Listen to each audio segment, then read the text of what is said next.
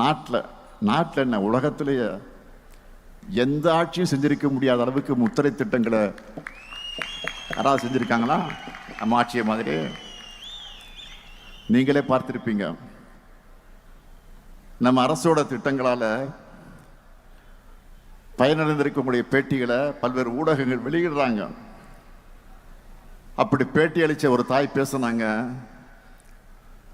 தன்னுடைய பசங்க பணம் அனுப்பாவிட்டாலும் தனக்கு தேவையான மருந்து மாத்திரைகளை வாங்க கலைஞர் மகளிர் உரிமை திட்டம் உதவியா இருக்குன்னு சுயமரியாதை உணர்வோடு பேசினாங்க.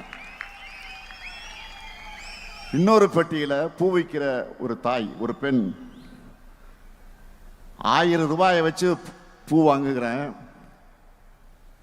விடியல் பயணத்தில் போய் அதை வித்துட்டு வரேன், இதையெல்லாம் முதலீடா மாற்றி சம்பாதிக்கிறேன்னு சொன்னார்.